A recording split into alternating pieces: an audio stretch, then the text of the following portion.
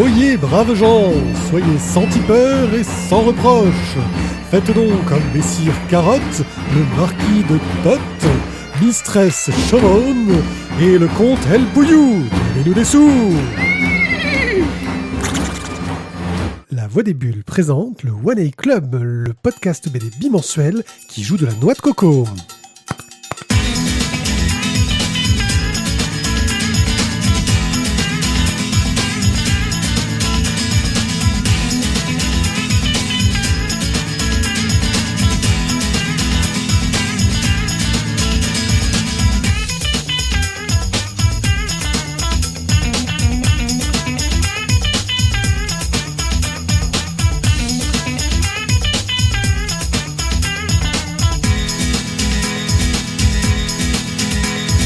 C'est la rentrée, mais nous, on l'a fait en octobre parce qu'on va prendre 2 mois de vacances comme tout le monde. C'est ça, en gros. Ça fera 2, 3, 12, 25. Mais en fait, on a bossé tout l'été. On a bossé tout l'été. Ouais, c'est toi. Moi, je faisais le mort. Le bruit des glaçons et tout. Comme ça. Oui. Moi, j'ai bu des cocktails et je faisais le mort. Nous sommes la Voix des Qu'est-ce qu'on a Bulles. bu comme cocktail d'ailleurs? Ce podcast s'appelle le One A Club. Je suis One A Vier, je suis accompagné du charmant Thio. Monsieur Nodule. Monsieur Module. Monsieur Nodule. Oui, car réécoutez les premières émissions, vous découvrirez qu'il avait une voix bien plus suave, qu'il était moins Barry White, mais que peut-être qu'un jour, il ne la retrouvera pas. Écoutez, nous savons... C'est mal barré, apparemment. L'ORL a dit qu'a priori, sans opération, il y avait peu de chance. Et nous avons Tizak. Et oui, bonsoir. Toujours de bonne humeur, de mauvaise foi et de T'as vu- cynisme. Tu as vu comme il essaye de prendre ma voix? Ouais, c'est t'as ça. vu Hein. T'as vu, il essaie de descendre vachement bas et tout. Non, tiens, Salut, Barry White. Non, mais il faut un Nodule. Ouais, bon, écoute. Tu vois, je te passe le mien, attends. Non, on va pas faire des échanges de nodules. Ok. Non, je préfère parler comme ça, si tu veux, même s'il faut. Pour les petits nouveaux qui débarquent dans notre émission, nous sommes une émission de chroniques de bande dessinée. Nous allons vous chroniquer... Ah merde, fallait les lire. Oui, il fallait les lire. Un bon nombre de bandes dessinées. Nous sommes 2 d'entre nous, au moins, ont lu les bandes dessinées. Et comme c'est la rentrée, Ça tombe bien, on est 3. on les a presque tous lus. Parce qu'on a rien foutu de nos vacances. Ouais, sauf des BD des glaçons, quoi. Voilà. Et nous avons aussi fait de magnifiques vidéos sur notre chaîne YouTube des BD et des glaçons. Des vidéos qui ont un succès grandissant. Nous avons de plus en plus de vues parce que nous ne pouvons pas en avoir de moins en moins. C'est ce que j'allais dire, c'est qu'en même temps, ça ne peut qu'augmenter. Bon, alors, ceci étant dit, pour l'instant, il n'y en a qu'une, mais ne vous inquiétez pas. Enfin, il n'y en a qu'une. Nouvelle. Pardon. Oui. Un jour, je ferai le montage des suivants. Voilà, on en a encore 2 en stock, ça arrive. Voilà, le temps que Pierrick arrive à faire des journées de 36, 37, 38 heures. C'est un peu ça. Voilà. Ça devrait aller un peu plus vite pour les autres, mais c'est vrai que là, Sinon, on peut se cotiser aussi pour lui offrir un PC qui rame moins. En fait, je te rappelle qu'il manque une partie sur la 3e. Mais après, Oui, Non, on mais a attends, encore des trucs à faire. Mais... Avant qu'il finisse la 2e, déjà. Déjà, voilà, le temps que je finisse la 2e. Ho, ho, ho. Voilà, ça sera Noël. on a dit qu'on allait faire genre. Je crois que la première année, on en faisait une par semaine, je crois, de vidéos, un truc dans le genre. oui, mais on faisait de la merde. Oui, c'est vrai. Maintenant, elles sont mieux. Donc, si vous Les avez vu gens les sont premières, Ah non. regardez notre fantastique DBD des glaçons sur Gotham Central. Oui, parce qu'en fait, on a vu le nombre de vues sur YouTube et grosso modo, j'ai failli pleurer. Donc, Ouais, faites un effort, je veux dire, regardez-le, regardez-le, mettez-le en répétition, quoi. Et puis, Ouais. mettez des pouces bleus. Et Non, parlez-en autour de vous. Honnêtement, c'est quand même pas mauvais du tout, quoi. Hein, Puis, franchement, juste c'est pour qualitatif. le cocktail. Ouais. Ah oui, Je non, pense que- franchement, ouais, allez-y. Allez-y, régalez-vous. Pareil, regardez Mauvais Genre aussi, parce que la vidéo était vachement top, c'était vachement cool. Les premières, regardez-les aussi pour comparer et dire, ah oui, quand même, il y a eu du mieux. Surtout écoutez ma voix, d'ailleurs. Oui. On dirait qu'il Bien, a 6 ans. aujourd'hui, nous allons parler de. Je t'en... Pardon? Aujourd'hui, on va parler de Non, pas de ça. Nous allons Non. parler de Jante Rebelle, une bande dessinée que m'avait conseillé Thio dans sa rubrique crowdfunding Dans sa- qui ouvrira le podcast. Dans sa première Dans rubrique. sa première. Ça a, oui. été, ça a été une des premières propositions de Et j'ai crowdfunding. adhéré de suite. Nous parlerons ensuite de démos, de Barry Rouston, de l'intégrale Electra, là, le gros pavé qui était sorti chez Panini, du tome 3 de Gungo, de Sentai Cool numéro 6, et une rubrique express où nous irons très très vite, on espère, Ouais. sur des bandes dessinées que sont un Walking Dead et un Stray Dogs. D'accord. Et Ah non, on est cool, en toi, t'es pas Tentai Cool. J'ai dit Sentai Cool. Tentai Cool, hein. non, t'es pas Tentai Cool. Ouais, mais moi, Sentai Cool, j'ai trouvé ça cool. Mais c'est vrai que c'était très cool, mais c'est quand même une école. Hein, donc, C'est vrai. voilà. Et l'école. Merci. L'école. Ok, l'école. Et Je vous pense savez qu'il quoi faut- ouais. Faut que tu commences. L'école a repris comme nous. Allez. Hein Mais mon cher Thio, de quel superbe crowdfunding innovant, novateur et dont on n'a jamais entendu parler vas-tu nous parler? Eh bien, je vais parler d'un petit auteur marseillais absolument méconnu qui s'appelle donc Stéphane de Caneva. qui avait eu la chance, et je dirais même du coup pour l'émission, ça a été une sorte de Le tremplin. Ouais, c'est un tremplin. Non, pas un tremplin, non, mais surtout pour l'émission, ça a été quand même vraiment un truc énorme. On avait donc, il avait été reçu, je crois, à la Splash Page. La splash page. La Splash Page, une émission vraiment de qualité. J'en parlerai encore un petit peu plus dans le deuxième crowdfunding. Elle est tellement de qualité qu'elle est extrêmement bien animée. Enfin, je veux dire, ça part de là. Ah ben ça, ce sont les animateurs qui font tout, c'est les clairement. animateurs qui font tout. On va peut-être parler quand même du crowdfunding lui-même. Oui, fait donc. Ok. Donc, Stéphane de Caneva, en fait, après 100 milliards d'immortels, Omnis Oscura va sortir le deuxième volet, Radio Zero. Comment tu fais pour mettre un effet comme ça sur ta voix? Non, il y a un truc, c'est quand même terrible. Hein, Nodule. Il n'y a pas de retouche. Hein, c'est Nodule, c'est un truc de ouf, quoi. Waouh. Ouais. Putain. Ben, c'est quoi? Travaille encore 10 ans à l'éducation nationale, tu devrais l'avoir. Ah, c'est génial. On dirait du Jean-Michel Jarre, mais à la voix. Il travaille depuis autant de temps que toi à l'Éducation nationale. Même plus. Ouais, oui, mais c'est ça. Enfin, il travaille. Non, mais Vas-y, continue. c'est comme quand on était jeune, en fait. Reviens Moi, je savais sur- placer ma voix. Il y avait que la voix d'ailleurs. oui, donc, je passais d'autres choses. Ça fait longtemps qu'on s'est pas vu, mais si on continue à parler de BD. Donc, l'album Radio Zero donc, sera un 140 pages en noir et blanc avec une couverture couleur au format comics. Donc, c'est chez Ulule. Il vous reste environ encore une bonne quinzaine de jours à peu près. Pour être sûr d'avoir l'album. Pour être sûr d'avoir l'album. Alors en format sympa, vous avez pour 20 € l'album en papier.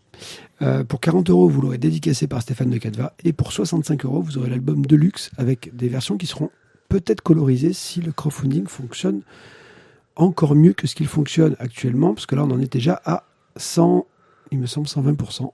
109%, pardon. Non, mais c'est un beau projet. Bon, alors c'est moins abordable que l'autre qui sortait, les premières versions qui sortaient en fascicule comics. Ça demande un petit investissement de départ, mais on est sur du 140 pages, hein, ça. C'est ça. 140 pages, ouais, noir et blanc. c'est un beau En pavé, quoi. en couverture dure comics, c'est pas mal. Oui, je trouve que c'est plutôt pas mal. Et pour le deuxième crowdfunding, on reste chez Ulule. Je vais vous parler de l'atelier BD. Un projet donc monté par Yigaël Coquel. Traître! Traître à la patrie, c'est ça que tu veux dire? Ouais! C'est un de nos auditeurs! Mais oui, mais justement, parce qu'en fait, le mec, il a dit, je vais faire mieux qu'eux. Et donc, il a décidé de monter sa propre émission. Donc, Et l'atelier. tu oses parler de lui? Justement, je t'en parlais. Parce que... Non, mais c'est si pourri que ça que tu n'en Non, mais c'est parce que justement, je vais faire du teasing sur la prochaine saison de la Splash Page. Oui, il va nous quitter, tu vois. Alors, je t'explique. Donc, le gars, il monte un atelier bande dessinée avec des émissions d'environ 1h30 où il fera de l'actu, une interview d'auteur ou d'un acteur du monde de la BD et ensuite un débat sur un thème d'actualité. Voilà. Donc, C'est la splash page. donc, je voulais vous dire justement que donc un petit peu de teasing pour la Splash. Bon, ben, en fait, on va se mettre à faire de l'actu parce que l'air de rien, voilà, ils nous ont piqué l'interview, donc nous on leur pique l'actu. Ouais. Tu crois? Ouais. Après, vu les sorties par rapport aux enregistrements, je pense qu'en actu, on va pas être très... On sera sur de l'actu réchauffée. De l'actu réchauffée. On est comme ça. On va appeler notre rubrique micro-ondes. Et bienvenue dans notre rubrique micro-ondes, l'actualité d'il y a 2 mois. Actu d'hier et d'aujourd'hui, mais sans aujourd'hui. Bon, alors, si vous voulez les aider, en tout cas, à partir de 7 €, vous pouvez déjà avoir, si vous participez pour 7 €, vous aurez donc le téléchargement de l'émission une semaine avant sur SoundCloud et iTunes. Tu vois, Pierrick, c'est ça qu'il fallait faire. Ouais, mais une semaine avant, ça veut dire qu'il faudra qu'il soit prêt. Une semaine avant. Nous, on est prêts une semaine après. Déjà que Si vous voulez écouter l'émission une semaine après la date normale de diffusion, ça vous coûtera 7 €. Si vous voulez l'écouter 2 semaines après, ça ne vous coûtera plus que 3 €. Non, mais c'est nous, on pourrait faire ça. c'est que ça, déjà, je veux dire, ils ont mis une vache de pression au mec qui va faire le montage. C'est ça. En fait, peut-être qu'ils font pas de montage. Ah, peut-être. Hein, Bon, c'est ça le truc, en fait. pour 15 €, Comme nous. vous aurez un... Pour 15 €, vous aurez donc quand même un petit autocollant à mettre sur l'arrière de votre voiture, de l'atelier Waouh, bande dessinée. alors ça... Ah là, je te sens moqueur, tu vois. Ah non, moi, l'autocollant sur les bagnoles, je veux dire, même quand c'était à la mode, ça me plaisait pas. Même pas touche pas à mon pote. Ah non. Non, parce que ça n'existait plus déjà quand on était jeune, quoi. Bon, enfin voilà. Dans tous les cas, ils sont en train d'essayer de lever de l'argent pour pouvoir acheter leur matos. Écoute, bienvenue à eux, et puis voilà, longue vie. Ouais, réussite bonne et chance. prospérité. Ça y est, pour ça, votre connard. Non, moi, je trouve que c'est bien de les aider. Maintenant, allez, le seul petit regret que j'ai, c'est que même enregistrer avec les moyens de merde, essayer de faire une sorte de petit pilote pour donner une idée du ton de l'émission, ça aurait peut-être encouragé à investir dessus. sur du meilleur matériel, quoi. Mais Encore faut-il qu'il y ait un ton à l'émission. mais c'est toi le ton. Non, mais par contre, je trouve quand même que le truc le plus top, voilà, pour 37 €, vous aurez droit au poster format A3 jaune. Voilà.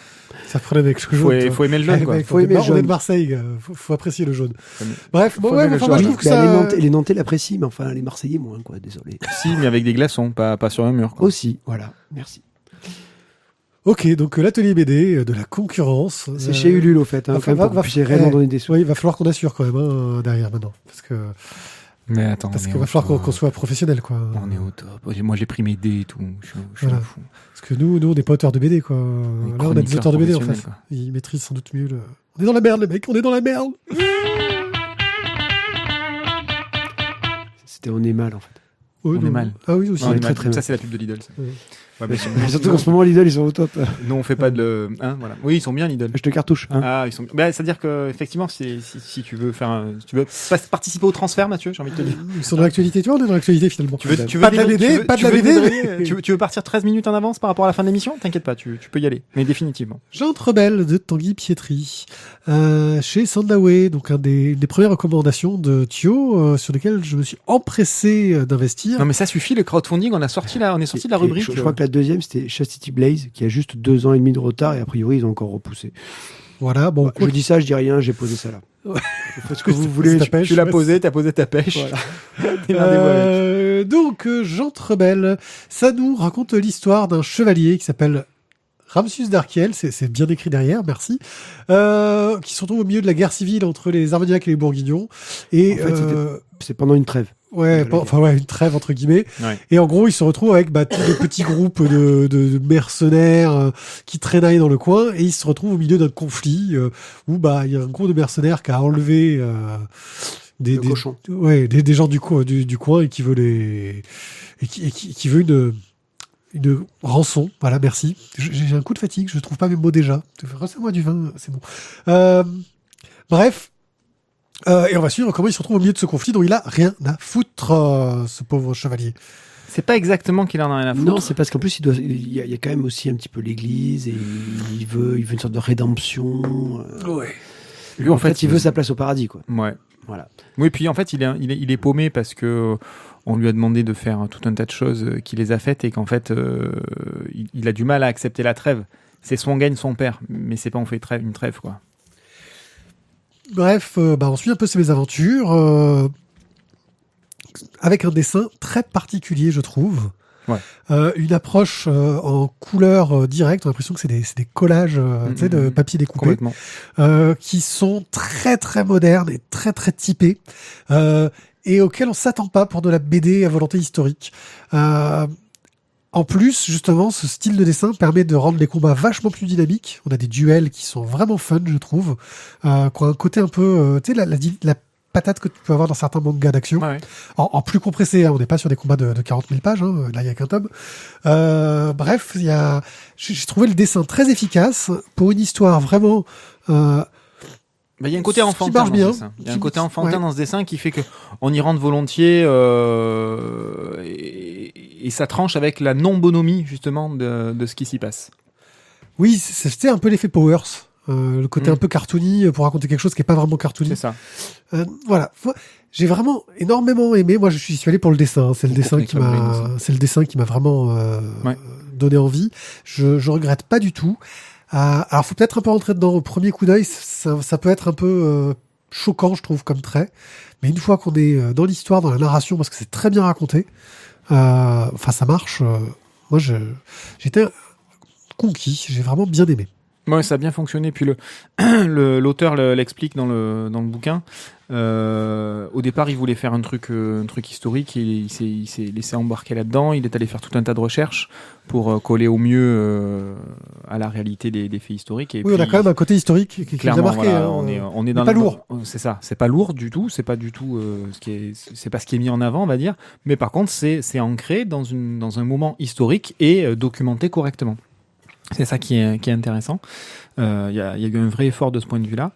Ça se ressent, voilà. Et puis cette petite histoire toute simple d'un chevalier qui essaye d'aider des paysans contre un groupe de brigands qui étaient d'anciens chevaliers qui eux aussi ont du mal à accepter la trêve, mais qui étaient de l'autre côté de la barrière, et du coup, par une espèce d'altercation entre ces deux factions qui étaient opposées dans la guerre, mais on est en période de trêve, et ils trouvent le prétexte finalement des paysans et pour se remettre un petit peu sur la gueule.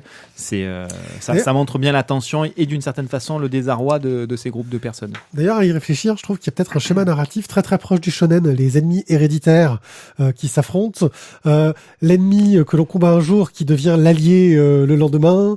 Tu vois, tout ce côté très très shonen. Bien sûr.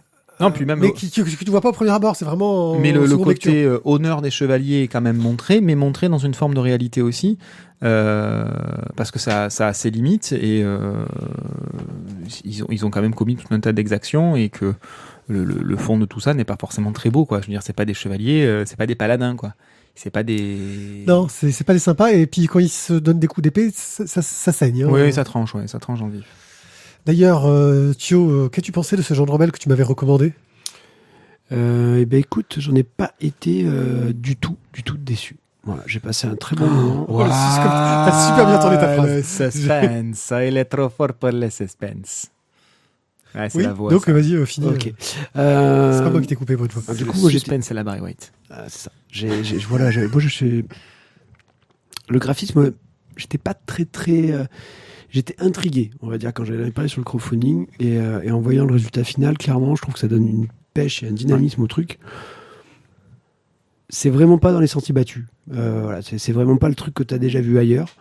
Mais comme tu dis, au début, c'est un peu déroutant, et finalement, ça s'y fait très bien, et ça te raconte vraiment une histoire qui est très sympa. Moi, après, voilà, il y a une petite page qui m'a vraiment fait kiffer, ça a été juste je sais plus, c'est la planche 73, parce que là, du coup, tu retrouves une petite référence à Ophélie. Oui. Et là, la mort d'Ophélie. La mort d'Ophélie, là, tu fais waouh, je suis trop bien. Petite référence. Un style très cartoony, enfin c'est. Ça, ouais, du coup, là, c'est un style très cartoony, mais c'est très fun. Voilà, une bonne bande dessinée, j'ai passé un très bon moment, et c'est vrai que ça déstabilise un peu, mais moi, j'y ai pris quand même pas mal de plaisir. Pour du crowdfunding, c'est vachement bien.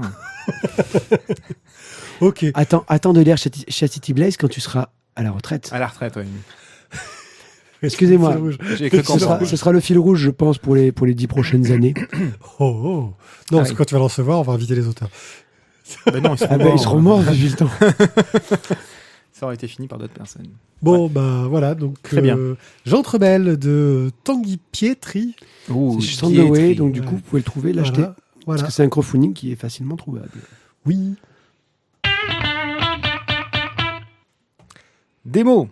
Alors, on pourrait même dire démo l'intégrale. Oui. Puisque c'est donc une suite de 18 récits. Des récits qui concernent exclusivement des gens aux capacités hors normes, des jeunes gens aux capacités hors normes, qui essayent de vivre, de survivre dans un monde qui a du mal à les accepter. Il y a un mélange en fait entre le fait d'être adolescent, d'être jeune et d'avoir des capacités spéciales. Et c'est comment est-ce qu'ils s'intègrent dans cette société, leur mal-être, etc. Et surtout sur des histoires courtes, voilà. Complètes. On est une vingtaine de pages. Exactement. Donc on a 400 et des cacahuètes, on a 430, c'est un 450 méga pavé. pages, c'est un super gros pavé. Plus à la fin une quinzaine ou une vingtaine de pages explicatives pour expliquer comment est-ce que...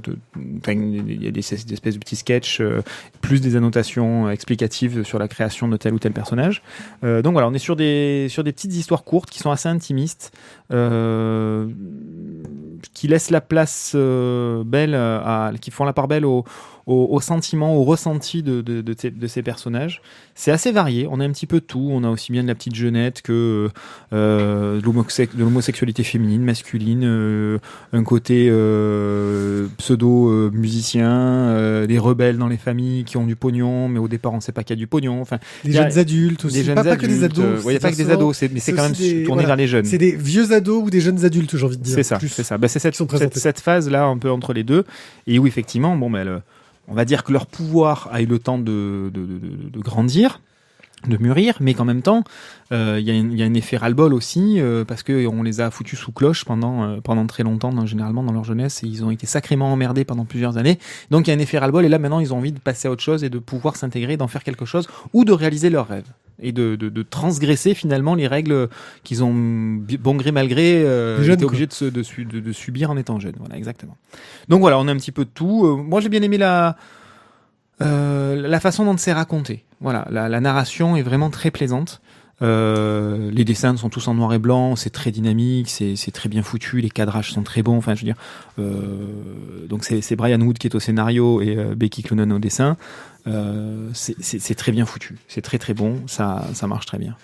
Non, ça sera pour après, ça, Mathieu. Tu le garderas. Il fait des gestes étranges. Exactement. Ouais, bah, moi, alors, déjà, faut parler un petit peu de la publication. Hein. Apparemment, c'était chez quelque chose de très indé au départ. Hein. Je sais plus quel éditeur alors, américain. C'était édité en partie chez AIT Planète L'Art, enfin, chez les premiers Vertigo, tomes. et réédité chez Dark Horse. Et après, ça a été, voilà, c'est passé chez Dark Horse pour la deuxième partie qui a été faite après.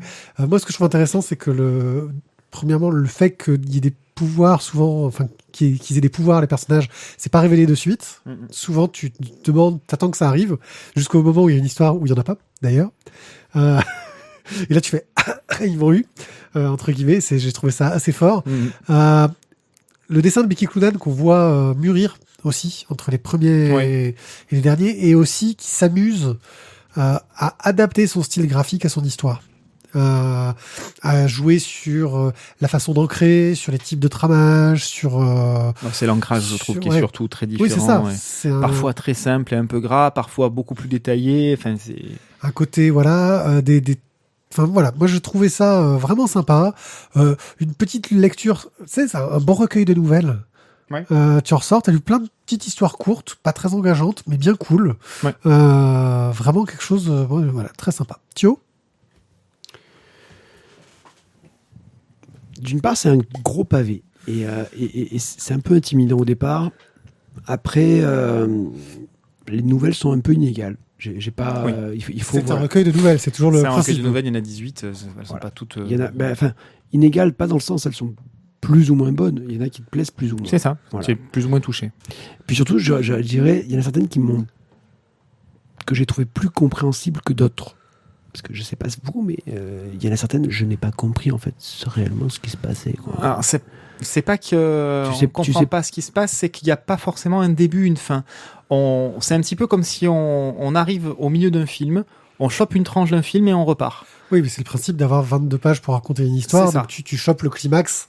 T'as un flash pendant, t'as un spotlight, Ouais, mais justement, sur un morceau. Même si au climax, tu vois, ce serait bien d'avoir une petite explication sur certains trucs. Voilà.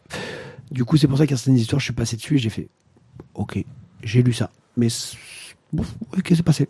Mais donc bon, je suis pas pleinement satisfait, on va dire, de ma lecture de nouvelles. Après, au niveau graphique, je suis d'accord avec vous qu'il y a une vraie progression et c'est vrai que ça devient quand même, graphiquement, ça m'a beaucoup plu. Mais bon. Bon, moi, je la connaissais pas, la nana, du coup, je suis allé jeter un petit œil, puis je me suis renseigné. Bon, ça a été juste la première nana à bosser de manière longue sur Batman. Bon, a priori, son travail au dessin, tu veux dire. Au dessin. Oui, parce que le scénario, il y en a eu d'autres avant. Au dessin. Voilà. Mais c'était en 2012. Donc voilà, ça c'est sorti en premier en 2003. Puis ça, après, ce sont des rééditions. Donc ça, je trouve que par rapport à du 2003, ça a une quinzaine d'années du coup. C'est pas mal, quoi. Je veux dire, ça a pas pris une clacasse dans sa gueule, que ce soit au niveau scénario ou au niveau dessin, quoi. Non, mais ça, je suis d'accord. Mais après, moi, je te dis, c'est pas le bouquin que j'aurais acheté. D'une part, parce que c'est très volumineux et que j'ai plus de place dans ma bibliothèque. Oui, c'est du SP. Mais après, c'est pas quelque chose qui m'aurait attiré. Voilà. Et honnêtement, je pense que si je devais te dire, tiens, est-ce que je l'achèterais ? Non, je l'achèterais pas. Pourtant, t'en as pour ton argent, parce que 30 € le tome. À 30 €, je suis d'accord avec toi, c'est pas excessif vu la taille du pavé. Pages, je crois. Mais bon. Ouais, c'est ça, plus de 480 pages, presque 500 pages. C'est un truc. Puis l'édition est sympa, alors elle aurait pu être peut-être un peu plus qualitative sur la couverture. J'aurais pas pu, au niveau du tarif, je pense, te permettre. Non, mais juste sur la couve. Voilà, juste sur la couve, ça aurait mérité que ce soit un peu plus qualitatif. Voilà, moi j'ai vraiment adhéré. au dessin. C'est ce qui m'a permis de tenir jusqu'au bout. Parce que, comme le disait Mathieu, les histoires étant inégales parce qu'elles t'intéressent plus ou moins, parce qu'elles te touchent plus ou moins, parce qu'elles sont montées au niveau du scénario de manière plus ou moins intéressante pour toi, c'est pas forcément évident de tenir sur la longueur, tu vois. Par contre, parce qu'on est dans l'introspection, il y a quand même beaucoup de dynamisme. Voilà. C'est marrant parce que moi, le dessin, disons que j'ai vu les faiblesses du trait de Becky Cloonan au début. C'est-à-dire que j'ai apprécié le changement de style qu'il y avait, mais je voyais que c'était un dessin qui avait besoin de mûrir, ce qu'on voit vers les dernières histoires. Et c'est pas vraiment... Enfin, le dessin, je l'ai trouvé sympathique, mais moi, ce que j'ai aimé, c'est cette variété d'histoires, ce changement de choses et le fait de dire je pique un petit peu dans une, je peux poser mon pavé un moment, y retourner plus tard, et pourtant je l'ai dévoré du début à la fin, le truc quasiment. Mais pour moi, c'est typiquement le genre de bouquin où tu peux lire une petite histoire d'un côté, y revenir, et comme tout ce genre de truc-là, ça peut être aussi un peu indigeste si tu commences à t'enchaîner les 500 pages. Alors ça l'a pas été pour moi, parce que je me suis enchaîné quasiment les 500 pages. Je l'ai fait en presque 3 fois. Voilà. Mais on manque de nouvelles, je trouve, en bande dessinée, d'histoires courtes, de recueils où on va avoir... et c'est pas évident, je pense, d'écrire une histoire en 20 planches qui tienne la route. Maintenant, même dans les comics où c'était quand même l'objectif au départ, maintenant ils sont obligés de te faire les histoires sur 5 numéros. Quoi. Donc, non, voilà, moi j'ai vraiment apprécié cet exercice de style scénaristique qui est... c'est ce qu'on dit souvent, c'est que les grands romanciers, il y en a beaucoup, les grands novellistes... pas tant que ça. Ouais. C'est pas évident. C'est un genre à part. Hein. Bon, voilà. Après, ceci étant dit, ça reste quand même un pavé, quoi. C'est un peu longué. Il y a plein de qualités. Maintenant, le fait de l'avoir mis en recueil en un seul tome, c'est peut-être pas sa plus grande qualité. Hein. Mais je pense pas que ça aurait marché en deux. Oui, tu as raison, Thio.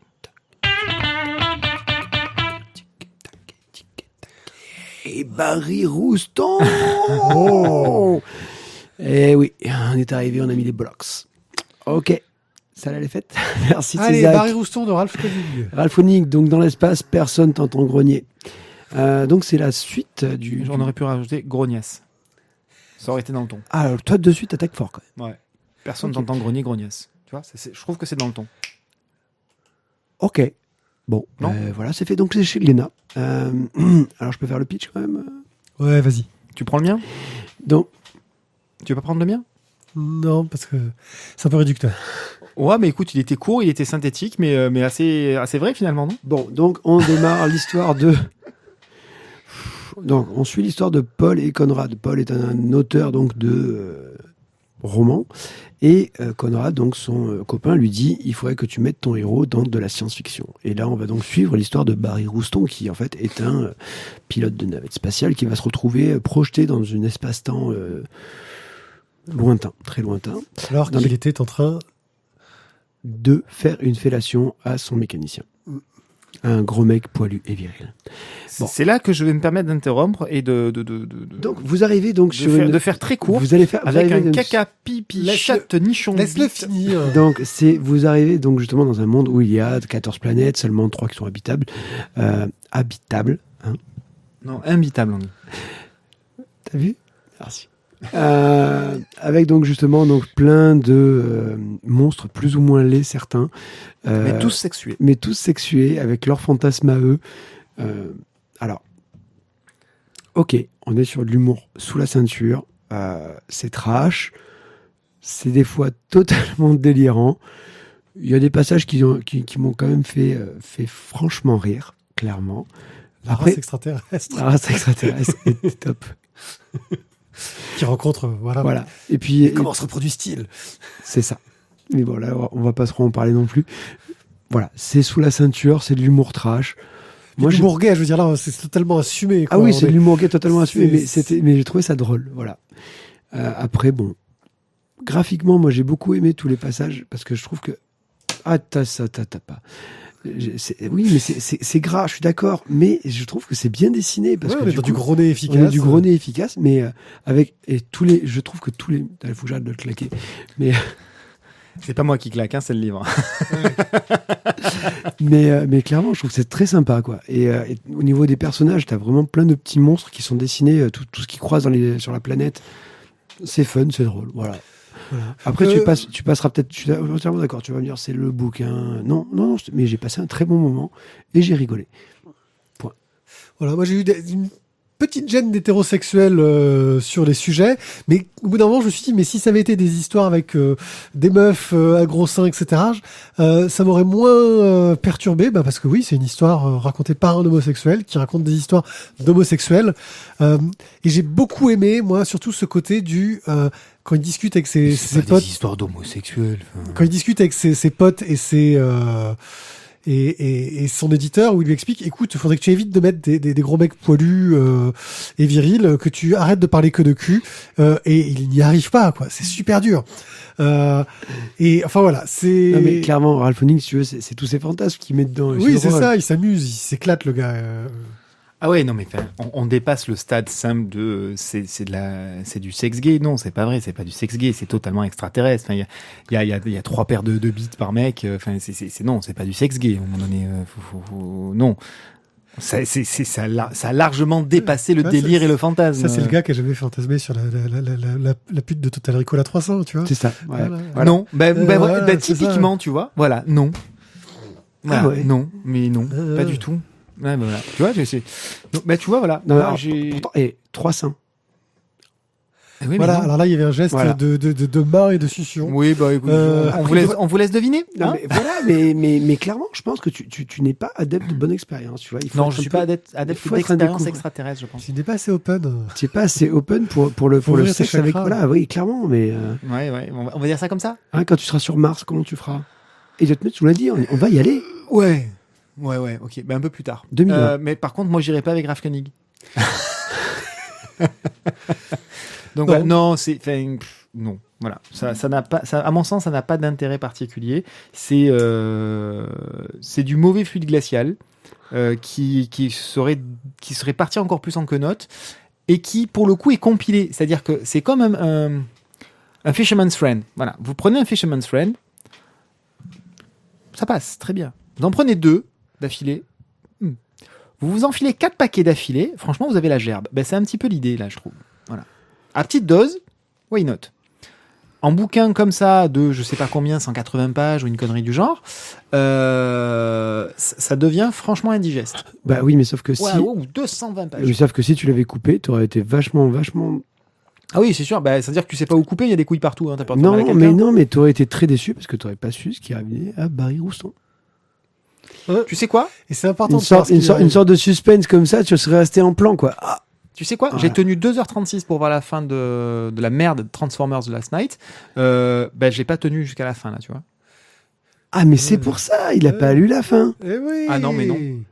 Ah, mais je vous l'ai dit, hein. Il sait pas J'ai mis comment. qu'une barre. Ah, mais oui, mais voilà, il faut persévérer. Ouais, persévérer. Persévérer, exactement. Ouais, ok. Bon, non, mais voilà. Bon, bah écoute. Là, Voilà. vous avez des avis de manque d'accord. Mais oui, non, moi j'ai bien rigolé. Voilà. Et Isaac, bah non. Hein, voilà. C'est ça, c'est l'idée. Barry Rouston de Ralph Koenig. C'est chez Glénat. Ouh là, on a du lourd, là. Oh là, on a du lourd qui pique. Ah oui, encore un gros Alors, pavé. ouais, en fait, ce soir, c'est la soirée des C'est la- trop ouais. plein de pages. En fait, grosso modo, on a dû renforcer la table juste pour mettre la pile de l'émission, quoi. Bah, c'est pour ça qu'on a fait l'émission ce soir, parce que putain, on s'en sortait plus avec tous ces bouquins au milieu. Electra par Frank Miller et Bill Sienkiewicz, que je prononce sûrement très mal. S'il vous reste une étagère sur une bibliothèque Billy, ça rentre. Non. Mais il faut qu'elle soit entière. Voilà, tu l'as pas lu, alors tu parles pas. Oh, je fais ce que je veux quand je vois la taille du bouquin que tu n'avais dit. Je ne te le passerai pas parce que maintenant tu peux faire ta Parce que chronique. je te connais. Parce que je te connais. C'est surtout pour ça. On est sur un album, on va dire, un peu historique. C'est-à-dire qu'on est sur une vieille série qui essaie de retracer tout le travail que Frank Miller et Bill Sienkiewicz ont fait sur Electra. En nous mettant plusieurs histoires. Dedans, nous allons retrouver des mini-séries qu'avait fait à côté Frank Miller, dont un what if, c'est-à-dire en gros, et si Electra n'était pas morte, car on vous le rappelle que le personnage d'Electra, je vais peut-être remettre dans le contexte, en fait, ce serait plus simple, parce que là, C'est C'est très brouillon là, Pierre. Excusez-moi, est-ce que vous pouvez nous faire un brouillon. petit point histoire, s'il vous plaît, Stéphane?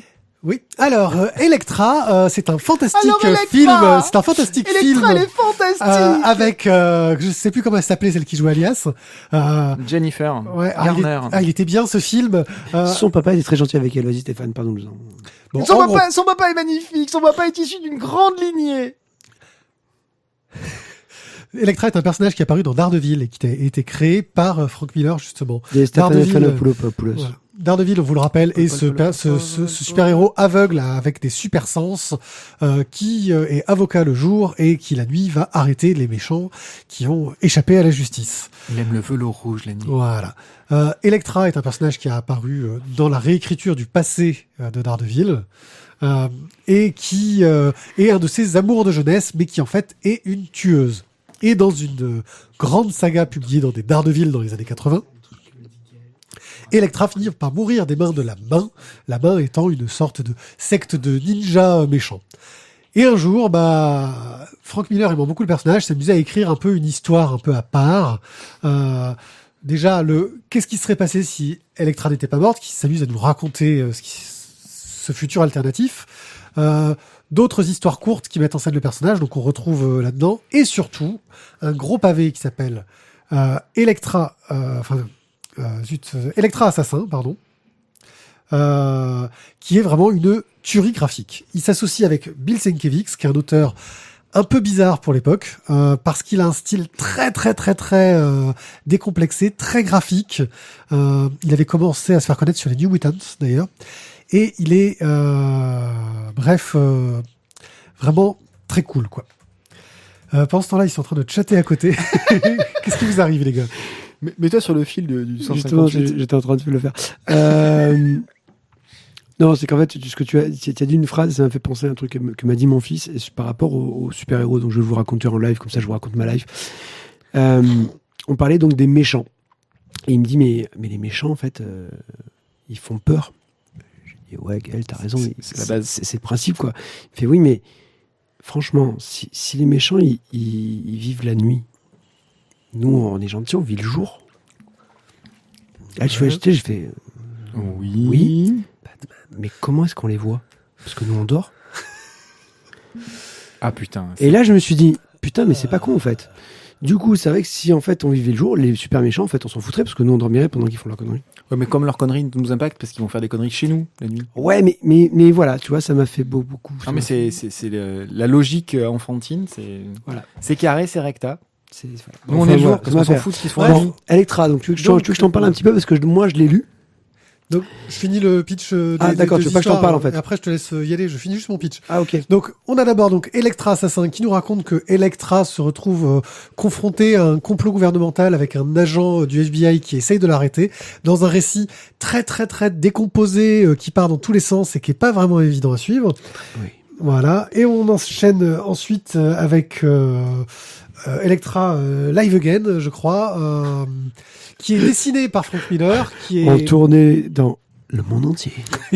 qui est colorisé par sa compagne. Pour les titres, Et il qui pas est bon. vraiment, là pour le coup, graphiquement, c'est du Frank Miller, mais qui déchire, je trouve, graphiquement, et qui est un peu plus facile à suivre, où en gros, il y a Electra qui serait peut-être pas morte, et Matt Murdock d'Ardeville c'est la femme qu'il aimait, quoi. Et il commence à être pas bien dans sa tête, et à se poser des questions autour de lui. Peut-être qu'elle serait revenue à la vie ou pas, il doute. Voilà. Electra quadricolore. Donc, maintenant que nous avons fait le pitch de tout ça, Thio, vas-y, donne ton avis. Alors, mon avis, je le partage entièrement sur la première partie, comme tu disais, c'est le Electra Assassin, Ouais. qui est Ouais, hein, c'est chaud à lire. c'est ultra chaud à lire. Graphiquement, ça pique. Moi, j'adore, mais ça, c'est... Alors ça, voilà, je suis entièrement d'accord. Je pense qu'il y a des gens qui doivent se dire, mais c'est du génie. Moi, j'ai truc à suivre. Même graphiquement, c'était déjà chaud. Au niveau de l'histoire, tu sais pas d'où t'arrives, en fait. Comme tu disais, c'est, voilà, tu as pris le film en cours et tu te retrouves là et démerde-toi. Disons que pour moi, c'est faussement complexe. C'est un peu ce qui me gêne. C'est-à-dire que on a l'impression qu'il a voulu donner un côté un petit peu intello, complot, on sait pas trop ce qui se passe, et que il fait de l'anti-explication, et que on sait pas où on va, il nous met au milieu de scène, il fait des ellipses dans tous les sens, mais on a l'impression qu'il fait des ellipses juste pour nous empêcher de nous expliquer ce qui va se passer, quoi. Et nous laisser dans le doute et dans le... Alors après, c'est intéressant dans le sens où on est dans le même état spirituel que peuvent l'être les personnages. Oui, mais après, il y a un moment aussi où il te fait une ligne chronologique à l'envers. Oui. Parce qu'en fait, on est en train de remonter le temps des actes d'Electra. Ce qui fait que c'est quand même pas facile à comprendre, parce que du coup, tu arrives à un moment, enfin, entre guillemets, tu es dans le bon sens, tu arrives à ce moment-là, et hop, petit retour en arrière, et on revient avant le début de ce que tu as déjà lu. Et puis, hop, tu arrives au moment où tu y étais presque, et hop, petit retour en arrière. Et là, tu fais, mais lâche-moi, quoi. Bon, ça, sur ce moment-là, voilà, c'est un peu chaud. Après, la partie Live Again est quand même plus intéressante, graphiquement plus facile à lire aussi, j'ai quand même un peu plus adhéré. Oui, c'est plus abordable, oui, c'est plus classique au niveau du trait. Après, voilà, il y a des planches qui sont quand même vraiment absolument splendides. Je pense que c'est vraiment un bouquin de passionné, quoi. C'est pour ça que je l'ai acheté. Non mais voilà, il faut, je dirais, si tu les as pas lus si tu les as lus en comics, mais que tu n'as pas les comics, je pense que c'est vraiment le bouquin que tu peux prendre et mettre dans ta bibliothèque, parce que du coup, tu pourras le feuilleter avec plaisir, revenir dessus. C'est des éléments fondateurs aussi au niveau de l'histoire de Daredevil et d'Electra. Oui, mais je te dis, le refeuilleter. Je pense pas que tu le relises à chaque fois. Je le relirai sans doute pas, mais il va faire bien dans ma collecte. Oui, mais voilà, c'est ça, mais parce que tu as vu la taille du truc, quoi. Mais après lecture, même si j'ai eu quand même des moments difficiles et des moments de solitude, je me dis voilà que c'était quelque chose d'intéressant à lire et avec lequel j'ai quand même pris pas mal de plaisir, et surtout qui m'a expliqué aussi certaines choses que je ne savais pas sur Electra. Voilà. Tiens, tu l'as feuilleté vite fait moi, je l'ai feuilleté vite fait. Je trouve que bien évidemment, comme vous l'avez dit, le style graphique évolue et est très différent d'une partie à une autre, puisque ce sont des choses différentes. Mais alors vraiment, il y a des planches qui sont atomiques, il y a des styles graphiques qui sont absolument exceptionnels là-dedans. Alors la dernière partie là avec Miller, le cadrage sur la page ne correspond pas. Enfin, il y a beaucoup de blanc en bas. Je pense qu'ils ont c'est sur un reformat, sauf qu'ils n'ont pas voulu le centrer. Je sais pas pourquoi. Donc ça fait un peu bizarre. Mais graphiquement, il y a des choses qui sont absolument exceptionnelles là-dedans. Oui, non, mais c'est. Moi, je suis pas un gros fan ni de Daredevil ni d'Electra. Puis... je les connais peu de choses et ça m'a pas attiré. Mais alors graphiquement, pour le coup, rien que pour la partie graphique, il y a des chapitres que pour le coup j'aurais volontiers lu. Et puis pour le côté en plus historique, on est dans une des premières séries, on va dire adultes chez Marvel. Quelque chose qui assume ce côté violent, ce côté dur, ouais. Ce côté on va montrer du sang. Il y a même un nid des nichons qu'on voit un moment. Je crois même qu'on voit la bite de Daredevil, pour te dire. Oh mon Dieu, quand il prend un bain. Ouais, attends, on est dans une BD américaine. La bite du diable. On voit une bite. Et déjà des nichons, c'est pas évident. Oui, on aurait pu la montrer à Tizak, peut-être. Ah oui. Ah peut-être que. Ouais, tu connais mon doigt magique, je suis tombé dessus. Ouais. Et donc. Sans doigt magique. Eh oui, mais voilà, ça y est. Sur Barry Roustan, tout à l'heure, quand j'ai ouvert, je suis tombé sur quoi? Le gros plan sur le trou du cul. Bon. Régale-toi. Et les bollocks. Donc oui, il y a un côté graphique, un côté historique qui est très intéressant. Et sur Electra Assassin, je pense que c'est aussi une BD qui a un problème, c'est que elle est trop riche en niveau de lecture. Il y a beaucoup d'analyses à faire et je pense qu'il y a aussi une analyse politique sur l'époque. Parce qu'on suit en parallèle la montée au pouvoir d'un président qui est toujours représenté par une sorte de, tu sais, on a l'impression que c'est une photocopie toujours de la même tête d'affiche. À chaque fois qu'on voit sa tête, il y a une photocopie du même visage, du beau gosse souriant, on dirait un Kennedy, clairement. Et c'est assez, voilà, je pense qu'il y a tout un propos critique, à côté duquel on est peut-être aussi passé parce que, on connaît peut-être pas bien la culture américaine qu'on devrait avoir de cette époque. Non, moi, ça dépasse mes capacités, donc je te dirais oui, peut-être, mais je laisserai des experts parler. Bref, Electra... Laissez la police faire son travail. Voilà, qui est chez Panini, un beau gros pavé par Frank Miller et... En suédois, s'il te plaît. C'est gay. Est-ce que tu ferais que je la police de job? Allez, on passe au Vietnam. Allez, la Sentai cool. Non, pas du tout. T'es Gung Ho. Ah mince. Ouais, tu vas déjà trop vite. Ah mince, je voulais faire mon pitch et tout, vas-y. Non, t'es Gung Ho, tome 3.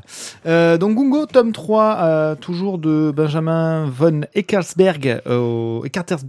Eckartsberg, je vais y arriver, au scénario, et Thomas von Comment au dessin et à la couleur. On te filera des trucs japonais à chroniquer, tu y arriveras mieux sur les noms. D'accord, mais tu peux te faire Benjamin von Eckartsberg en version japonaise aussi, hein, enfin chinoise. Attention, très très tiède. Un peu de sérieux, on a l'atelier BD bientôt qui va nous concurrencer, quoi. Ouais, mais justement, ils seront jamais sur ce créneau. Le Malheureusement, racisme gras. Et... Le racisme gras, je pense qu'ils éviteront, tu as raison. Ouais, non, c'est vrai. Et je vais essayer de commencer à les écouter. J'ai hâte de les écouter, ouais, parce que peut-être qu'ils seront un peu moins... Bref. Hein, voilà, Ouais. ta gueule. Bref, donc nous en sommes au tome 3 où on retrouve toujours notre groupe de jeunes au sein d'une colonie fortifiée qui commence à être un petit peu à la rue parce qu'ils sont en pénurie. Donc ils sont en négociation pour récupérer des denrées qui ont été stoppées parce que le train a été bloqué, etc. Donc bref, ils sont un petit peu en galère. Donc l'histoire commence avec aujourd'hui c'est guinguette, aujourd'hui c'est Noël, c'est distribution des armes. Pour l'ensemble des jeunes. Qui ont droit. Sauf que l'ordre de passage pour le choix des armes se fait là aussi sur un système de caste. Hein, donc si vous êtes le fils de papa qui est chef, vous passez en premier. Si vous êtes Au mérite. oui, au mérite, c'est au mérite de la naissance. Si vous êtes le dernier des trous du cul d'orphelin comme Zach, eh bien vous passez en dernier et vous récupérez ce qui reste, à savoir pour lui un fusil à pompe canoncier, pardon. Et bref. Il récupère une grosse arme, et même s'il n'est pas très content à la base, c'est quand même une arme. Et puis, il se trouve qu'ils vont en avoir besoin assez rapidement, hein, puisqu'ils vont se balader, comme tout bon jeune, en plein été, quand il fait chaud, qu'il n'y a rien d'autre à foutre, on va se baigner au lac. Et là, ils subissent une attaque de grosses bébêtes, là, je ne me rappelle plus comment elles s'appellent, et des espèces de gros singes un peu enragés, et des hurleurs, voilà, ça y est. Et donc, boum boum, faut se défendre, on a les armes, on attaque, quoi. Et donc la plus prompte à réagir, c'est l'une des gonzesses qui était avec eux, et qui pour le coup est sacrément bien équipée, à tout point de vue, et qui contrairement à ce qu'on leur a demandé... Je crois que c'est là que tu disais que tu voulais, excuse-moi je te coupe, mais tu voulais... Pierre voulait faire du live. Ah oui, non, mais Oui. bien sûr. J'imagine Avec pas, la en vidéo, fait. ouais. J'imagine pas, tu vois une caméra là. Bien C'est quoi sûr. en fait, il la faudrait là-haut. Ouais, là, ouais. Ouais. Mais Et là, on aurait vu un gros plan de toi. ouais. Puis Ouais, il y a c'était 30 secondes, il nous disait aussi que non, tu comprends, nous, on était trop gras, trop machin, trop bidule. Ouais, j'ai rien dit, C'était moi, très hein. classe. Oui, tu as raison. Bref, donc cette plantureuse jeune fille va un petit peu enfreindre les règles. Mais moi, excuse-moi, je te coupe. Ça fait 2 fois. 2 fois. À la troisième, je te la coupe. Je vais pas faire de commentaires. Merde, j'ai pas pris mon Ça m'a matériel fait un de petit chirurgie. plan. Moi, je pense que ça m'a fait un plan James Bond Girl, si tu veux. Quand tu la vois avec sa mitrailleuse faux. en train de tirer, tu vois, C'est pas en faux. bikini sur la plage, je me suis dit, mais putain, c'est James Bond, quoi. Ouais, je te C'est pas laisse faux. continuer. Donc bref, elle envoie du lourd, hein, puisque la demoiselle, elle, pour le coup, est équipée. Elle a une Kalachnikov. Elle n'est pas équipée que physiquement, elle est aussi équipée au niveau de ses armes. Et contrairement aux consignes qui ont été données par les adultes, elle ne fait pas du tout économie des munitions. Hein, parce que, comme je l'ai dit au tout début, ils sont un petit peu en restriction, ils n'ont pas eu d'approvisionnement, donc y compris pas d'approvisionnement en munitions en armes. Enfin, de l'autre côté, tu refiles pas un automatique quand tu veux faire des... Oui, enfin bon, en même temps, ils sont pas chez Carrefour et ils ont ce qu'ils veulent et ce qu'ils peuvent et voilà, c'est comme ça. Donc elle a un automatique et elle pète un peu un plomb. Elle dégaine sévèrement. Du coup, il y a une partie des hurleurs qui sont tués, une partie des hurleurs qui s'en va en fuyant. Mais toujours est-il que ça reste quand même très inquiétant cette histoire, parce que là ils étaient juste à côté de la colonie, même dans une zone presque annexe de la colonie, et les hurleurs sont quand même venus en incursion. Donc bref, de nouvelles mesures de sécurité sont mises en place, il y a un couvre-feu pour les mineurs, et il y a un petit souci d'un présumé viol, mais qui n'est pas un viol, mais qui a été défendu. Mais le gamin qui a essayé de défendre, en fait, va se faire pointer par les adultes en disant que c'était juste un gros menteur. Donc, comme il a menti, et qu'en fait, c'est lui qui finalement se fait accuser de viol, il est éjecté de la colonie. Et il va devoir se démerder seul en dehors de la colonie. Et en l'occurrence, ce jeune-là est le frère de Zach, notre personnage principal. Voilà. Je crois que tu as fait un résumé bien détaillé du début. Oui, Du début. Hein, le début, parce que le reste est, la suite est dense. Il y a plein de rebondissements encore derrière. Il y a toujours des amitiés, il y a toujours des inimitiés. Il y a beaucoup de tensions et on voit que les relations avec les adultes sont toujours des relations de défiance. Thio, ton avis, tiens, on va commencer par toi. À ce point-là. Ouais. Non. Ouais. C'est très Ça y est, intéressant. on- C'est très intéressant. Excuse-moi, en fait, C'est cryptique, mais c'est intéressant. c'est que j'ai une nodule qui est remontée en même temps, donc c'est pour ça que ça Ah, c'est le nodule qui est remonté là. Ouais, il est Ah, remonté. merde, putain, il est gros ton Il nodule. est gros nodule. Tu as un gros nodule. C'est un gros nodule. Salut, c'est moi, Nono, je suis le nodule héros. Donc, le nouveau Gungo, moi, j'ai été assez intéressé par surtout scénaristiquement, Par le port du bikini. par le changement, on va dire, au niveau de l'histoire. Au départ, on était sur deux gamins rebelles. Ok, Ouais. premier tome, ils sont rebelles. Ok. Deuxième tome, ouais, ils sont rebelles et ils te font un fuck. Bon, ok. C'était pas mal, c'était péchu, c'était dynamique. Et là, j'ai trouvé vraiment dans le troisième tome, t'as vraiment un développement qui devient intéressant avec tous les faits.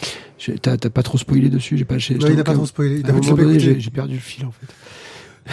Oh l'enculé. Il a pas spoilé. Il y a de la politique, voilà, on va dire. La politique, voilà, au sein de la communauté, Le au sein bien de la communauté avant le bien de l'individu. c'est ça. Et que même si c'est un enculé, des fois, il vaut mieux vivre avec l'enculé et Et vivre. vivre. Bah, c'est-à-dire que l'enculé, il peut leur apporter des choses, quoi. Voilà. C'est ça. C'est ça. Il y a des enculés qui rapportent et des enculés qui rapportent pas. C'est ça. Et lui, il rapporte. C'est ça. Donc il y a une certaine injustice, oui. hein. Il y a une grande injustice. Mais quelque part, on pardonne presque. Mais surtout, c'est que tu as aussi un revirement de personnes que tu pensais être des enculés et qui en fait Oui. ne le sont pas. Et des revirements de personnes que tu pensais être au-dessus Sympa. de tout soupçon et qui ne le sont pas. du tout. Enfin voilà. Et scénaristiquement, voilà, je me suis bien régalé là-dessus sur le Gungo. Graphiquement, ça n'a pas changé. C'est toujours aussi dynamique, aussi joli. J'ai passé vraiment un bon moment. Voilà. Par contre, j'ai juste été un tout petit peu déçu par l'édition qu'en a fait Paquet, de te proposer il y a presque un an le 3.1 en édition de luxe, puis ensuite le 3.2 il y a, je crois, 3-4 mois en édition donc toujours de luxe, et finalement de sortir le tome 3 après. Voilà, c'était un peu dommage. Oui, donc de proposer les versions deluxe. Il n'y a pas avec des le podcasts. demi-tome, Il y a pas des podcasts qui font ça où ils te proposent d'écouter l'émission en avance. Ah, en avance. Ouais, mais Ouais, ça, tu il faut payes. payer pour ça. Ouais, il faut payer. Ouais. Il faut payer pour ça. Et c'est vrai que nos tipeurs pourraient avoir ce droit-là, mais là, il faudrait que le mec au Non, mais montage. là, on en discutera plus tard. Bon, en attendant, toujours est-il qu'au dessin, c'est toujours terrible. Le dessin numérique, là, est vraiment très, très, très bon. Moi, je me régale. Il y a plein de jeux de lumière, tout ça. C'est vraiment très, très bon. On en est quand même au tome 3 sur 5, hein, pour information. Donc, l'air de rien, je pense que les 2 prochains tomes vont sacrément envoyer du lourd. Maintenant que les 2 frangins sont séparés, et notamment... Quoi mais je l'ai dit. Spoil, ça y est, il a spoilé, Mais il a spoilé, tu il a savais qu'à spoilé. l'écouter tout à Il a l'heure. spoilé, Mais il a non, c'est ce spoilé, qui se passe il a dehors qui est spoilé, intéressant. il a c'est pas- Il a tout spoilé. Ah, mais il est lourd, lui. C'est donc, vraiment, ça ouvre la porte à plein de fenêtres. Ouais, c'est cool. Voilà. Non, ça ouvre vraiment plein de possibilités. Et justement, c'est cette partie-là qui, pour moi, est la plus intéressante. Ce qui se passe en interne dans la colonie, c'est des choses qui ont déjà été vues d'une certaine façon. Ce qui va se passer en extérieur, il y a des choses qui ont déjà été faites dessus, mais là, pour le coup, il y a un champ de liberté qui est plus grand, je pense, à mon sens, que ce qui peut se passer à l'intérieur de la colonie. Faut voir après. Moi, voilà, ce que je trouve, c'est qu'il y a toujours ce parti pris graphique qui est très lumineux, qui, pour ce genre d'histoire, est assez rare, en fait, et qui marche très, très bien. C'est coloré, c'est gai. Voilà, c'est très lumineux, mais il y a beaucoup d'espoir dans le dessin, en fait, qui te dit que ça pourrait peut-être finir bien, même si plus ça avance dans l'histoire, plus j'ai un doute. Mais ouais, ce qui est intéressant, c'est ce côté, ouais, cette fougue de la jeunesse. Et oui, puis c'est aussi le tome où on apprend le pourquoi du titre. Oui. Ah putain, oui. Oui, c'est oui, le tome c'est où on vrai. apprend le pourquoi du Je me titre. rappelle plus, mais effectivement, il faudra que Voilà. je revoie ça. On fera ça en off. Voilà, donc. Non, franchement, vraiment, moi j'ai bien aimé. C'est une belle suite, c'est très sympa. On a dépassé la moitié là pour le coup, et pour moi ça augure de bonnes choses pour les derniers tomes qui du coup devraient être quand même assez denses.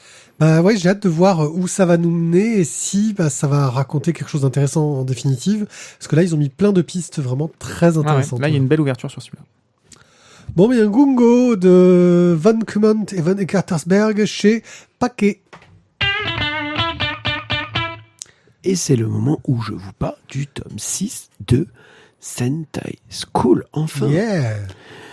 Encore 28 ans plus tard. De Encore un Florence crowdfunding. Torta et Philippe Cardona a encore... Non, pas un crowdfunding pour le 6.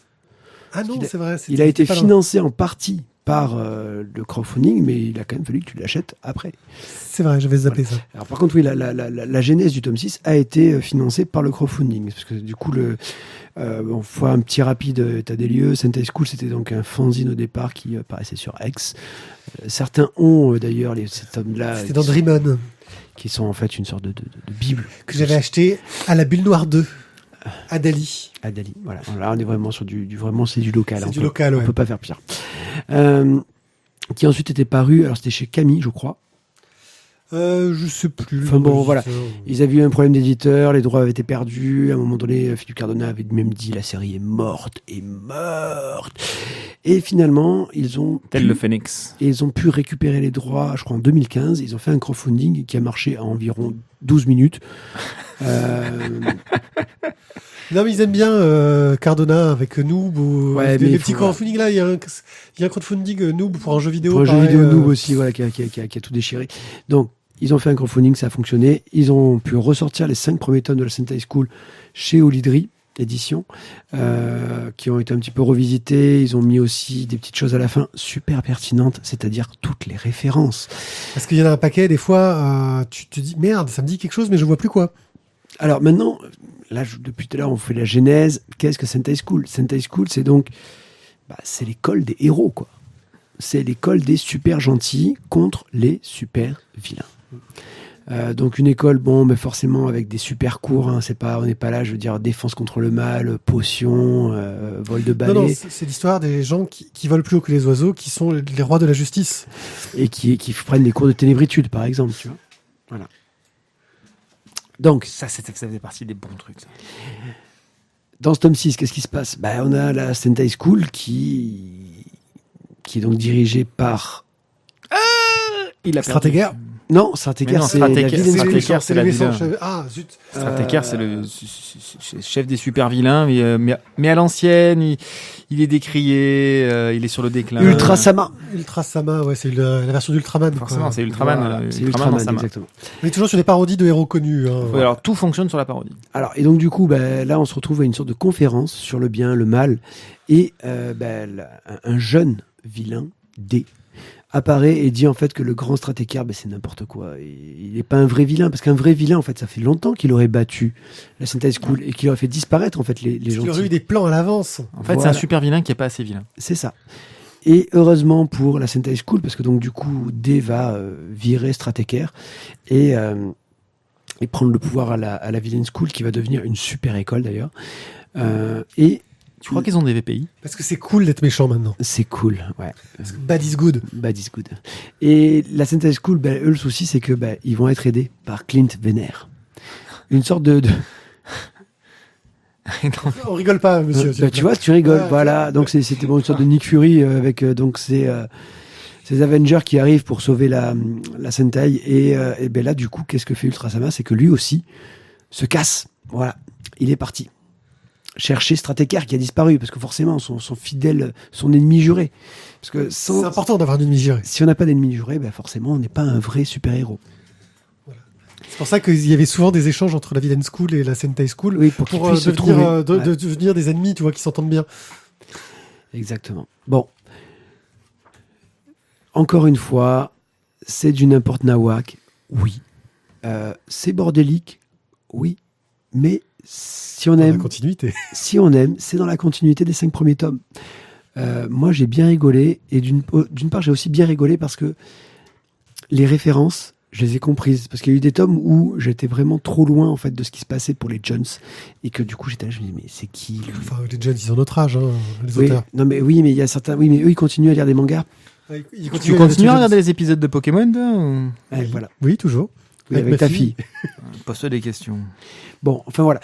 Dans tous les cas, voilà, j'ai passé quand même un bon moment, j'ai bien rigolé. Oui, c'est foutraque, je suis d'accord avec toi, Tizak, je suis ok. Mais c'est quand même un bon petit truc, quoi. On est dans un dessin version SD, donc des personnages très déformés, et qui est surtout bourré de détails non-stop de partout. C'est-à-dire, s'ils peuvent te placer une référence à la con sur un truc dans un coin, et en plus maintenant ils te mettent à la fin tout ce qui balance comme référence à la con. Moi, ce que j'ai bien aimé aussi, c'est qu'il y a une sorte de critique de la narration.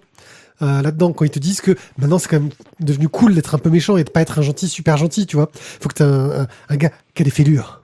Tu vois, c'est ce côté-là, il te le critique. Il parle beaucoup de références, et c'est pour ça, je pense aussi qu'on était moins largués avec Marvel et les films de super-héros. Tous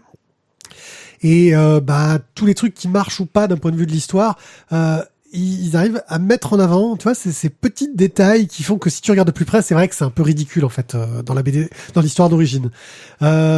Et oui, c'est toujours autant n'importe quoi, ça part toujours dans tous les sens. Et je crois que c'est un défaut qu'a relevé Tizak, car lui, ça ne l'a pas convaincu. Alors, cher classement. Cher poditeur, à la lecture de ce tome, pour lequel je dois bien vous avouer... Tu peux prendre une voix plus chevrotante, s'il te plaît. Pour lequel je dois bien vous avouer que... Je me suis posé quelques questions. Est-ce que c'était moins bien ou est-ce que j'ai vieilli ? Et je crois que le verdict est sans appel. Putain, faudrait que j'ai une musique au piano triste, là. Je crois que j'en ai pris un petit coup dans la gueule. Alors, est-ce à cause de la taille de caractère des dialogues ?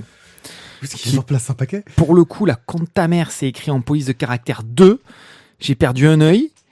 Parce que quand tu lis en plein jour, en pleine journée, tout va bien. Quand tu lis le soir avec juste ta petite veilleuse de merde. À un âge, il faut des lunettes. Hein. Mais c'est ça. Et quand les références, tu les manques et que tu passes du temps à aller chercher à la fin du livre, quand finalement l'humour utilisé te fait moins rire, tu te remets un petit peu en question. Bon, eh bien, je crois qu'il est temps pour moi de passer à autre chose. Voilà, et Sentai School ne fait plus partie des choses qui vont me faire rire. Je dis pas que j'ai pas du tout ri, je dis pas ça, c'est pas vrai. Mais tu as quand même encore un peu de ton âme d'enfant, toi. J'ai quand même un petit peu de mon âme d'enfant. Merci Mathieu pour ce moment de tristitude. Voilà, à défaut de ténébritude, la tristitude m'a envahi. Et je dois bien avouer qu'au soir de cette jeunesse que je dois malheureusement pleurer, cher poditeur, je vous l'avoue, je vous le dis, Sentai School est mort pour moi. Il est vieux. Il est vieux. Et oui, non, mais alors voilà, bon, faut arrêter les conneries. Oui, bien sûr, il y a des trucs qui font rigoler. Oui, bien sûr, les références Chibi Goldo. Oui, bien sûr, l'école le collège Foufoufou. Oui, bien sûr, ça marche. Oui, bien évidemment. Maintenant, voilà, je sais pas, j'ai pas réussi à rentrer dedans. Je sais pas si à ce moment-là, j'avais pas le bon état d'esprit. J'en sais rien. Toujours est-il que j'ai eu du mal vraiment à rentrer dedans et à me régaler comme les premiers tomes m'ont régalé. Voilà. Là, celle-ci... Et toujours du Barry Rouston, c'est ça, Thio Barry Rouston est resté bloqué sur ma phrase. J'ai du mal à rentrer dedans. C'est parce que tu l'as dit 3 fois de suite. C'est surtout pour ça, si tu veux. Tu l'aurais dit une fois, j'aurais rien dit. À la 3e, tu te dis quand même... Il refoule des trucs. Il y a une image là-dedans. Il refoule des trucs. Bref, donc toujours est-il que... Voilà, j'ai pas du tout pris le même plaisir sur ce tome-là. Alors peut-être que c'est arrivé tard. Peut-être que ça faisait vraiment très longtemps que j'avais plus lu de Sentai School. Mais... Voilà, j'ai eu du mal à me remettre dans cette ambiance. Le côté école de droite, école de gauche, les gentils, les vilains, les machins. Ben, finalement, pour avoir lu les Freak Squill, je suis resté beaucoup plus en adéquation avec un Freak Squill qui a le même postulat de départ, hein, une école de machin, une école de bidule, que sur Sentai School. Voilà. Je pense que celui-ci, en tout cas, m'a moins fait marrer. Je retenterai peut-être de les lire. Voilà, c'est une possibilité. Peut-être à un autre moment, dans un autre état d'esprit. Je ne sais pas, ça marchera peut-être. Cette fois-ci, ça m'a pas convaincu. Voilà, c'était l'homme triste qui nous a déprimés, alors que Sentai School devrait s'appeler Sentai Cool, comme je l'ai dit. Je leur trouve un slogan, en fait. Non, voilà, oui, effectivement, ça reste très régressif comme plaisir. Hein. Je pense aussi qu'il y a ce côté-là, parce que c'est de la grosse blague, c'est des grosses ficelles, ils en font des tonnes, et c'est vrai que ça ne parlera pas forcément à tout le monde. Puis il y a des gens qui évoluent, qui grandissent. Et d'autres qui restent jeunes dans leur tête. Sentai School, l'école des héros, le tome 6, chez Olydri Éditions. Express. Walking Dead. Walking Dead. Ah ouais, Walking Dead. Walking Dog. Dans Walking Dog, tome 27. La horde de chiens sauvages continue à s'en prendre à nos héros. qui tente de... Non, mais là, je me suis planté. Je suis pas dans le bon truc. Les chuchoteurs. Oui. Donc les chuchoteurs. En gros, Walking Dead, pour vous rappeler, il y a eu une invasion de zombies, les gens tentent de survivre et on va Dans suivre... Walking Dead, il y a des zombies. Ouais, on va suivre pour les gens qui Merde. n'ont pas suivi en fait. Les qui ont pas- deux millièmes les gens qui ont pas- précédents. C'est pour ça que c'est l'Express. Et en gros, on va suivre Rick, qui est un ancien flic, Hunter. qui petit à petit, non, ce n'est pas celui-là, qui petit à petit, à chaque fois, en gros, Mais il il était arrive flic aussi. à faire, ouais, c'est ce que je dis. American Hunter était flic. Oui, c'est vrai. Il arrive à avoir un semblant de société, et puis en fait, ils se font péter la gueule, et puis il revient en essayant de refaire un peu une société avec plus de gens. Il y arrive un peu, et puis ils se refont péter la gueule. Puis il revient, ils refont un peu une société avec plus de gens, et puis ils se refont péter la gueule, mais toujours à cause des autres humains qui sont des connards. Là, ils ont l'air d'avoir un truc un peu stable. Ils ont créé une société où ils sont à peu près 3 à 4 petites villes, petites villes. Attention, dans le tome 28, ils vont se faire péter la gueule. Communauté. Voilà. Et on a des gros ennemis qui arrivent, ce sont les chuchoteurs. Ce sont des gens qui, en gros, ont décidé qu'en fait, il ne fallait pas lutter contre les zombies, mais qu'il fallait vivre avec, et qui donc portent les masques de gens morts pour se faufiler au milieu d'eux et vivre avec. Alors, pas que le masque, il porte carrément la peau. la peau entière. Hein, c'est Voilà. c'est très glauque. Et ils sont dans une sorte de société très très très primale avec L'alpha. l'alpha, donc qui est le maître, et la fille de Alpha s'est échappée de la troupe et est rentrée dans la communauté, et le fils de Rick s'est beaucoup attaché à elle. Parce qu'elle est in love avec. Ouais, et bien sûr, Carl. le doute reste tout du long à savoir si c'est du vrai amour ou de la manipulation.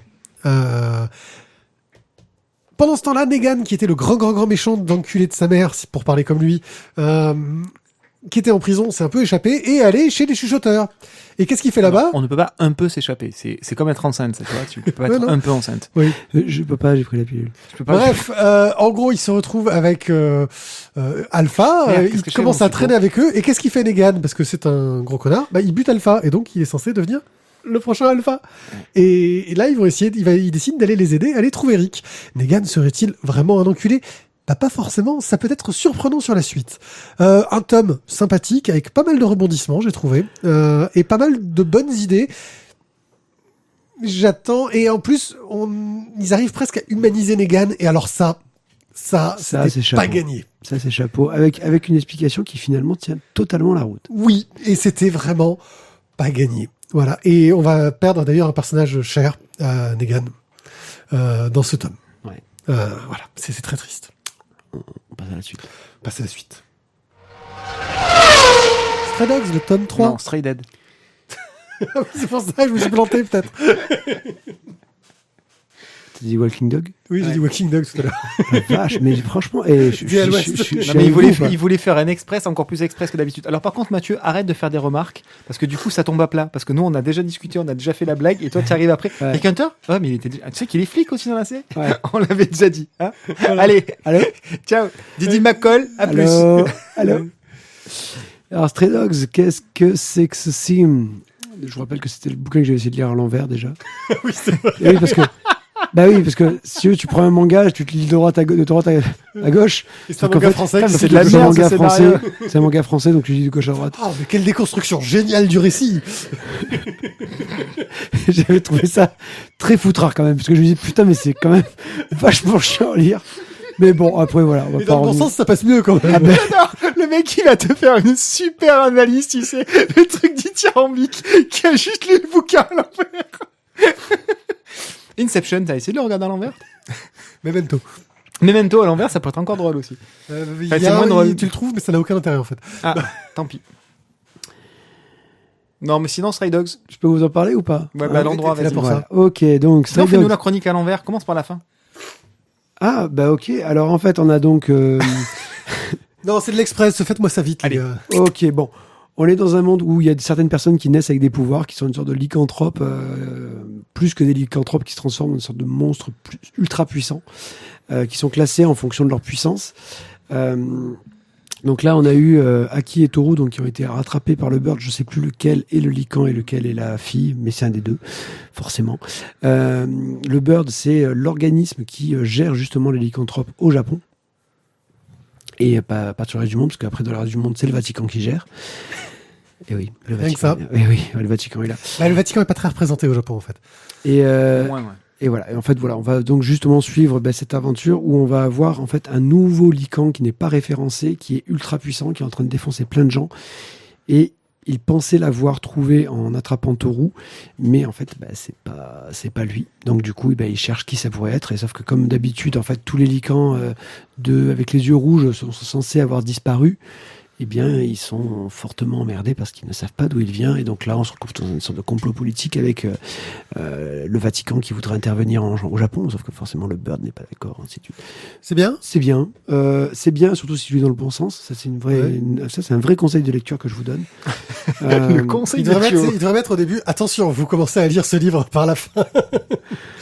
C'est vrai qu'ils l'ont souvent fait pour d'autres. Après. Oui, pour les mangas, ils te le mettent souvent au début. Voilà.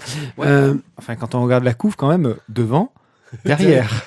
Ouais, enfin bon, c'est une jaquette, peut-être qu'elle est à l'envers. Plaisir. Vous savez quoi, les gars? Je vous trouve vraiment belliqueux, quoi. Vous avez une sorte de mauvaise Je aura. suis en train de te défendre, là. Non, mais vous avez un karma pourri, quoi. Voilà, je vous le dis, vous avez un karma pourri. Karma pourri. Ouais, tu sais quoi, vous allez le payer plus tard, vous avez des vers de terre, vous allez bouffer de la merde. Bon, donc ça vaut le coup à lire, c'est toujours bien dessiné, bien fait. Ouais, après, faudrait que les tomes soient un peu plus courts, parce que c'est quand même très gros, dense. ouais, c'est gros, C'est ouais. très très dense. C'est un très gros manga. Mais bon, après, voilà, moi j'ai passé un bon moment, je continuerai. Ok. Eh ben, émission finie. Voilà, merci pour nous avoir accompagnés pour cette rentrée du One A Club, la rentrée d'octobre. Oui, nous sommes toujours des retardataires. Merci de nous avoir supportés. J'espère que les personnes qui font l'atelier BD continuent à nous écouter pour comprendre qu'on ne leur en veut pas. Car maintenant qu'il y a une concurrence entre nous, nous allons nous battre pour être les meilleurs et aller au plus haut des cieux, jusque dans la galaxie du podcast et vous battre. Sama, c'est bon. Ouais, mais en même temps, on s'en fout parce que de toute façon, maintenant, vu que la splash page, on va faire des actus réchauffées. Franchement, Voilà. les gars, on va vous défoncer. Ouais. On a une nouvelle rubrique. C'est vrai. Et Oui, parce que le docteur Tizak s'est recyclé désormais. Ouais. Sans vouloir faire de teasing, le docteur Tizak a abandonné la lettre des lecteurs parce que de toute façon, on n'avait plus aucun auditeur et personne qui paye. Donc du coup, on s'est dit ça servait à rien. Ouais, ils sont tous dit, oh, il y a l'atelier BD qui va sortir. Et, il est con, lui. et donc, on s'est dit, le docteur Tizak, on va lui donner carte blanche. Et attention, la carte blanche du docteur Tizak. Ouais. ça fait peur. Que fait-il la nuit? Ça, il ne veut même pas savoir, mais par contre, vous pourriez apprendre des choses sur des sujets totalement Inintéressant. Et donc, merci de nous écouter. Comme d'habitude, vous savez ce qu'on il est aime. très fort quand même pour faire du teasing pour les autres émissions. Ah, mais putain, nous, il nous démontre. Et quoi. nous, non. Bon, du coup, aussi, quand même, sur la splash page, je vous annonce qu'on aura aussi Une autre rubrique. une autre rubrique, un nouveau chroniqueur que vous avez déjà rencontré, qui était Ouais. donc la rubrique de l'archiviste. Notre archiviste, qui ne le sera d'ailleurs bientôt plus, mais on pense qu'il gardera quand même. Non, mais il gardera le titre. Il sera l'archiviste. Oui. Et qui interviendra donc dans la splash page justement. Et vous aurez aussi un invité de choix. Donc d'ailleurs ceux qui ont eu la chance d'aller voir notre BD des Là, glaçons, tu dis pas, tu laisses deviner. Il faut aller voir. il faut aller le voir et du coup vous verrez notre futur invité de la splash page. Un Indice. voilà, un mec ultra célèbre, un mec énorme. Ouais, un youtubeur qui est dans le game. Ah, et tu dis qu'il est gros, quoi. Non, énorme. Non, mais quand il va venir, tu vas te faire défoncer la gueule, tu le sais. Ouais, mais enfin, mais Tu vas te faire défoncer la gueule. Enfin bon, Pia a déjà pris. Après moi je. Oui, bah ça c'est pris toujours. oui. Bon, Il y a du un petit coup, côté Jason Momoa d'ailleurs. Hein, méfions-nous. ouais, alors très léger. Toi quand même. Très léger quand même, parce qu'il lui manque, je pense, au moins 30 kilos. quand Bah, même. pour l'instant, il a Jason. Pour Momo, on verra plus tard. Hein.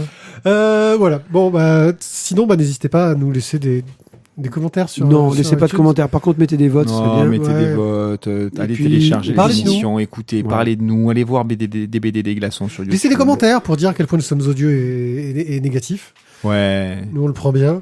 En fait, il faudrait qu'on puisse laisser, qu'ils puissent nous laisser des messages audio. Moi, je préférerais avoir des messages audio. Faudrait que je trouve un moyen, peut-être. Ce serait rigolo. Franchement, je trouverais ça vachement terrible, quoi. Prends un Ouais. téléphone prépayé. Et, Ouais, avec messagerie. un faux numéro. Ouais. Ça pourrait être cool. ça. Ah, mais regarde, avec un faux numéro surfacturé. Ouais. Oh non, mais il y a mon téléphone fixe qui sert à rien. Peut-être qu'il pourrait servir à ça. Vu Ah que bah j'ai voilà, que je tu reçois les messages en web. Ah, exactement. Faudrait juste que je décroche pas à ce moment-là. Exactement, ça pourrait être très drôle. Ça. Bref. Merci de nous avoir écoutés. On espère que vous allez passer une excellente année avec nous, à découvrir des tonnes de BD. On en a encore une pile de la mort. On pensait s'en débarrasser pendant les vacances, mais on est allé faire nos courses entre-temps. Oui, j'ai plus de sous, je mange plus. Voilà, venez donc faire un tour sur notre site, lavoidesbulles.fr, vous verrez, on fait plein de choses un peu différentes, mais toujours autour de la BD.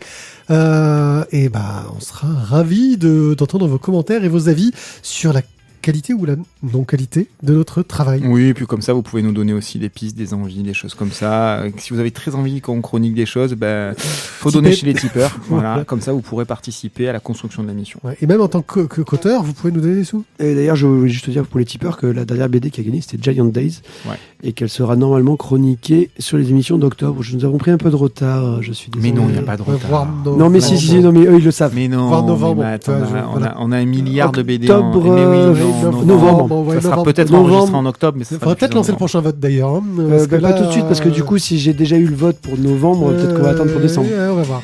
Merci à tous. Ciao, ciao. Bye bye.